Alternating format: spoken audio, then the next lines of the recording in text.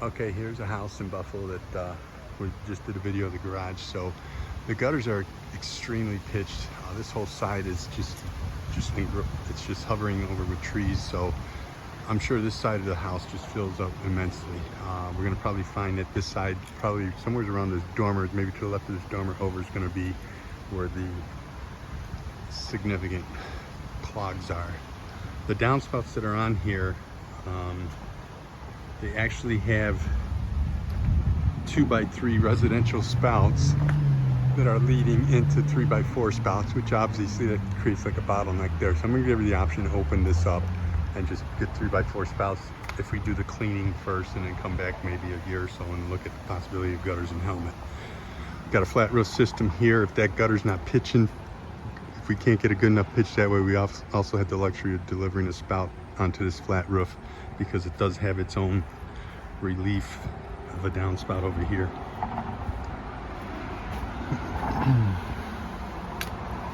Right here. Okay, so that's a built-in Dutch gutter, and it's part of the roof system.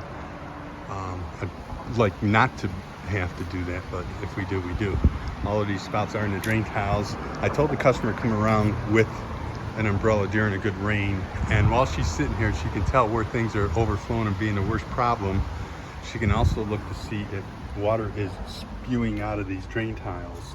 If it's not handling, if water's shooting out on a good rain, then you know that those drain tiles are giving you a problem too, and they may need to be snaked out, because those do going around the foundation, and they can be a problem.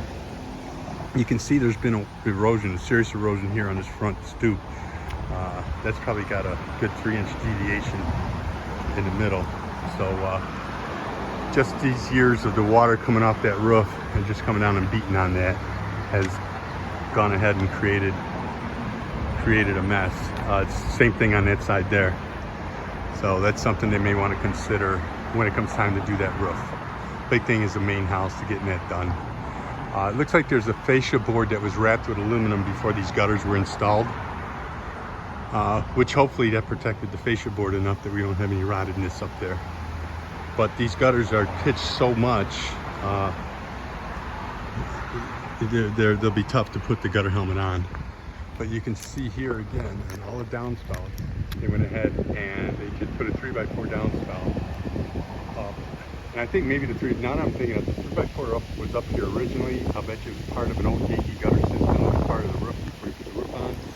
And they put these 5-inch K-styles, and instead of going with a 3x4 downspout, they just used a residential spout. And I can see the blackness around that downspout where it meets the gutter. This is overflowing. So I know this one's a problem. So we're gonna give them the options of the cleaning. And the only thing we can do is take those little tickers off and clean it out, and then just clean the gutters out. But because of these trees, they'll be filling up pretty quick. And we're gonna give them the options of new gutters and gutter helmet. And then that way they'll never have to mess with them again. So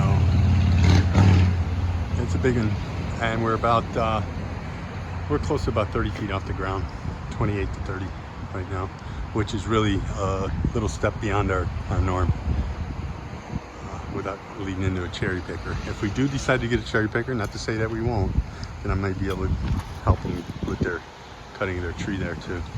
This little back roof here has an old vinyl gutter on it. We're just not going to mess with it at all. They won't even be included in this until they're ready to replace that roof on that thing.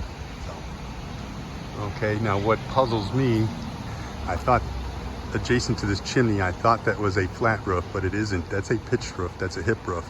So there's a lot of water coming off that roof that's beating down onto this flat roof, and they're going to want to keep an eye on that. That's something that would take some special scaffolding to get to, or cherry picker if we were to gutter that. And it should be guttered, because if you get more than a 5-foot drop, you definitely should gutter it, because you want to get that water under control.